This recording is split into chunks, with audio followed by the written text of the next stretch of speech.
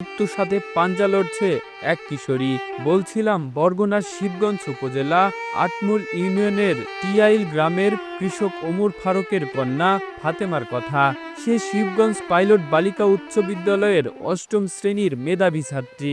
সে বাঁচতে চায়, সুস্থ হয়ে বিদ্যালয়ের সহপাঠীদের সাথে হইহুল্লোড় করে কাটাতে চান শিক্ষা জীবন। তার চিকিৎসার জন্য প্রয়োজন 15 লক্ষ টাকা। কৃষক বাবা ও গৃহিণী মার পক্ষে চিকিৎসার ব্যয় বহন করা সম্ভব হচ্ছে না। প্রতিবেশীরা বলছে ফাতেমার চিকিৎসা করতে অনেক টাকার প্রয়োজন। তার বাবা ইতিপূর্বে ধার দেনা করে মেয়ের চিকিৎসা করেছেন, এখন টাকার অভাবে চিকিৎসা করাতে পারছেন না। আমার ভাগ্নির জন্য এখন প্রায় 15-16 লক্ষ টাকার প্রয়োজন। যারা বিত্তবান আছেন তেনারা আমাদের সহযোগিতা করবে। দেশে এবং বাইরে জেলায় প্রবাসী ব্যক্তিরা আছে, এই ফাতেমার চিকিৎসা ক্ষেত্রে আমরা খোঁজখবরে দেখছি যে 15-20 লক্ষ টাকা প্রয়োজন। তো আপনারা সবাই মিলে এই ফাতেমার জন্য সহযোগিতা করুন। কারণটা হলো কি, তেনার বাবা খুব গরিব ব্যক্তি, মানুষের কাজ কাম করে খায়, তার পক্ষে চিকিৎসা করার অসম্ভব।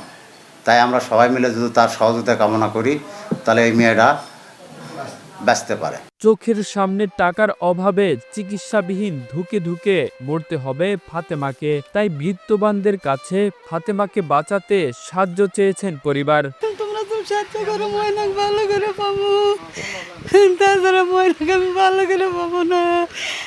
ময়নাকলে দেশ বিদেশ কাটে আনু, ময়নাক ভালো করে পানো না, টাকার অভাবে আমার লাতিনির কিডনির অসুস্থ। আমার লাতিন মেলা টাকা খরচ করলো, 4-5-6 লাখ টাকা ভালো করে পাই, এখন টাকা ছাড়া চিকিৎসা করে পাচ্ছি না স্যার। অভাবী সংসার, কিষান কেটে খায় স্যার, জামাইয়ের কিচ্ছু নেই। আমি ছোটো নিয়ে এই চল মানুষ করছি স্যার, এই চলাকে আমি মানুষ করে লেখাপড়া শিখেছি স্যার। ময়না বড় হয়, ময়না রিঙ্কা হলো, ময়নার সুখে সুখে আমি ভর্তা মেরছি স্যার। আপনি রাজুল সাহায্য করেন, তাহলে ময়নাকে আমি ভালো করে পাবো স্যার। ময়নার কেউ নেই, এনে জমা জমিও নেই স্যার যে বেসবো। 3 বছর হচ্ছে স্যার, 3 বছর হচ্ছে ময়নাক নিয়ে মেডিকেলে নিয়ে বাড়ি নিকিলিনি নিয়ে ঘুরিচ্ছি স্যার। ময়নাকে আমি তাও ভালো করে পাইনি স্যার। ডাক্তার কাছে হাফ করে কিডনি ড্যামেজ মেরে গেছে, হাফ আছে স্যার।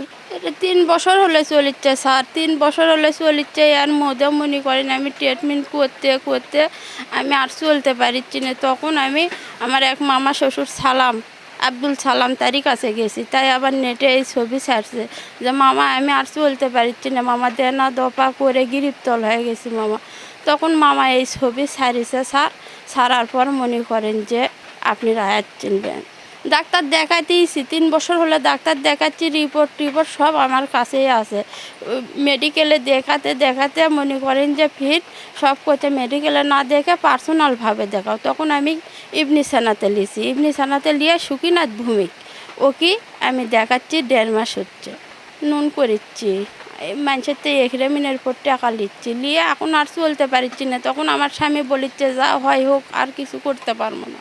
তাদের কাছে সাহায্য চাচ্ছি স্যার, আমার মেয়েটা যেন সুস্থ হয়, আল্লাহ যেন ভালো করে, তার জন্য আমি জোরাত বলিচ্ছি। মেধাবী শিক্ষার্থী, ইচ্ছা ছিল লেখাপড়া করে চিকিৎসা সেবা করে মানুষের সেবা করা। আমার বাবা কৃষি কাজ করে খায়, আমার বাবা মার পক্ষে আমাকে চিকিৎসা করার জন্য অনেক কষ্টকর। তাই আপনাদের কাছে সাহায্য চাইছি, আমি যেন ভালো হয়ে আবার স্কুলে পড়ালেখা করতে পারি। আমি বড় হয়ে ডাক্তার হব, মানুষের সেবা করব। এখন আমি অসুস্থ, আমি ভালো হয়ে আবার স্কুলে পড়ালেখা করতে চাই, তাই আপনাদের কাছে সাহায্য চাইছি। তার 2টি কিডনি অকেজো হয়ে মৃত্যুর সাথে পাঞ্জা লড়ছে সে। Kamrul Islam, Asian television.